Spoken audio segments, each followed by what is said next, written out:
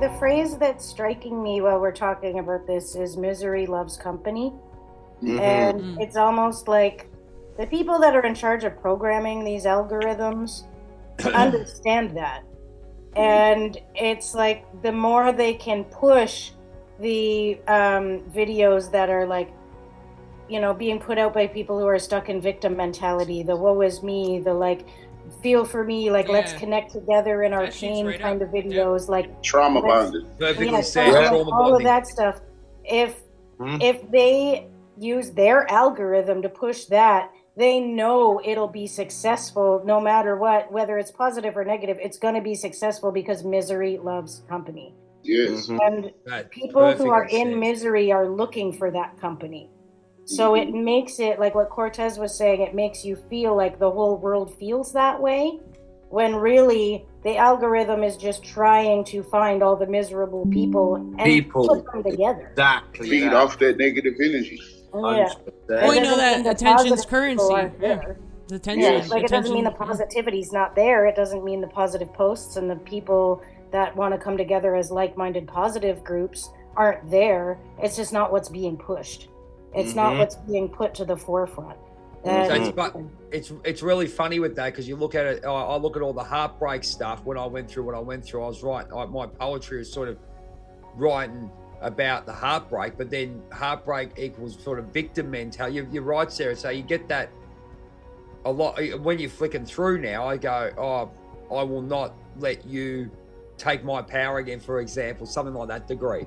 So it's still sort of trying to get out of that victim mentality, but they're starting in that victim mentality, if you get where I'm going. So it's indirect. The algorithm can't decipher between people really trying to get themselves out of what they're doing and the victims who are going, oh, woe is me. Yeah. It kind of just lumps it all together. Yeah, and it attracts.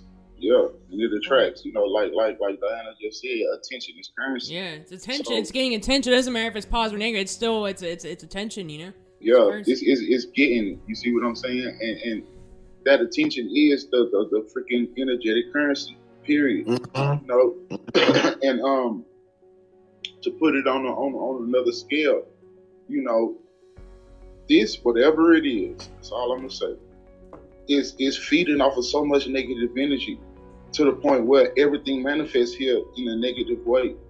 And that's the thing that I'm trying to figure out. Like how is it that we could reach our people? And I don't like saying our people like because they still kind of show a little separation somewhere. But it's got to be a way where we could reach more people, dude. Where we can really activate people, enlighten minds and free minds. You see, because like you say, how you say misery loves company, that's the mind frame name. And even from, if you pay attention, most of these TikTok videos, right, they use like this sad little music to put you in a certain mood. Yeah. You see what I'm saying? It's like motivational videos, a lot of them. Yeah. They play with your... It's interesting that you said like the music and stuff. I got a couple new followers off one video, and it's just like me filming the river flowing around a rock, and it's just got words about the flow of water and embracing the flow in your regular everyday life. And I had 3 private messages show up from that video, all saying like, you've gotten a new follower, you're just so zen. But I wasn't talking in that video. It was just the music. It was literally just the music. And I'm just like, so, you know, like, I'm just like, well, that's really great. Like, I feel really awesome that I got those followers, and like that they're really like, they could pick up on my vibe just from a video without me even freaking talking about it, or like, you know. But like what you said, the music will really trigger. And like my roommate, Willer, he's really funny. Like he always is like, oh, turn off the conspiracy videos, because there's always that like one track that plays most of them. And he's just like, oh, stop watching conspiracy. I'm like, it's not a conspiracy video this time. You know, we just feel different. And I don't know about you guys. When you're going through the process, as Cortez and I agree, you go through that, you feel lonely at times, because you're actually leaving the, say, one plane to go to the other, say 3D to go to 5D. So it's sort of like there's less people up there and you're leaving your friends that you know for so long, all that kind of stuff. What do you reckon, Di? Yeah, I think the non-interference, that's a really good one to talk about. Kind of just letting things take their natural flow state, allowing things to be, allowing people to do what they gotta do. You know, we're all here on our own journey, and sometimes I think our ego wants to step in and control the situation, control the person, whatever it is, and especially if it's something that's related to some like deeper wounds we have. We want to sometimes control that so we don't experience that kind of pain or trauma again, or it brings you back sometimes. It triggers something. Maybe it's not exactly that, but it triggers that. That happens in a lot of relationships, I would say in particular. But anything like that, just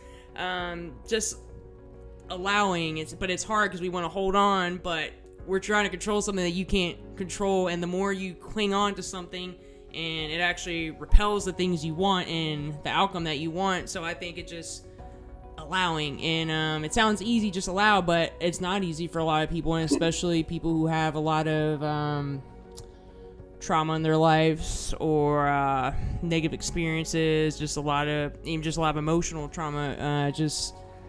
It can be hard because you feel like and being in survival mode, if you're used to that, that's kind of like pushes you to want to control the situation. You're trying to like stay on top of it, but the more you attach, the harder it is.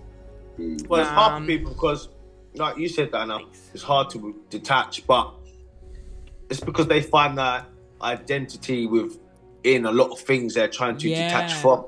Yeah.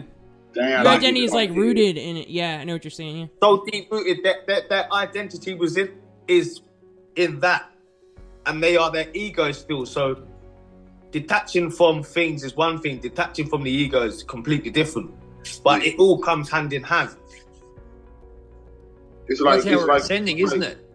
Yeah. See, but as you do that, I see what y'all talking about. Y'all helping me realize something right now. Okay, look, what's going on in my mind's eye right now? It's patterns, bro. As y'all talk, it's reflecting to me for some reason. So it's like, okay, trauma, right? And feel me on it. I'm trying to explain it how I see it. Trauma has a pattern as well. You see, just like there's so many patterns of the world. You see, that's why you don't conform to the patterns. You see what I'm saying? Mm-hmm. Once you identify a traumatic pattern, and I promise y'all, my mind's eye is showing me like a clock turning backwards. You see, so I'm trying to. Maybe it's like, man, like the original. It's okay. I think I kind of get it. Okay, like it's like this here. Okay, like picture yourself as a child, right? And could you imagine your very first traumatic incident? Your very first traumatic incident. The pattern would repeat over and over the older you get until you notice the pattern and say F fear and push through it. If you get what I'm saying, you know. 100%. Yeah, so I'm thinking that as long as we can see our patterns, you see, like you said, you was forced to see your demons. When you said that, that's when my mind's eye started like showing me things. You feel me? Because I was going through the same thing, you know, like getting these aha moments, these epiphanies, and I'm trying to filter it, and I'm sharing it through YouTube. I mean, not YouTube, but TikTok the whole time, you know. And I'm thinking maybe, you know, people would comment and call me crazy, but they didn't, dude. They like so connected with that, because then they like, how in the hell do you know? Because it's what I see in my mind's eye. It's what I'm forced to see. So when I figure it out, I mean, it is what it is. I can share it. But I strongly do believe the trauma that we face, it shows up in patterns. It's just that we be so busy, distracted, and looking out. We not understanding why a certain thing keep repeating over and over, be it person, place, or thing. 100%. Man, I appreciate you talking though, bro, because you going through the exact same thing. It's like this freaking retrograde, dude. I used to laugh at people. I swear I used to laugh at people that talked about the retrograde. But when you literally bloody retrogrades. We have a whole life series on bloody retrogrades. There you go. Go back to it. It's a good one. I might have to We've seen it. repost it. I might have to repost that one. Yeah, please do. Please do, because when I need help with this, because I never felt a retrograde like this before. Because you're at 5D, Solomon. That's what it makes them.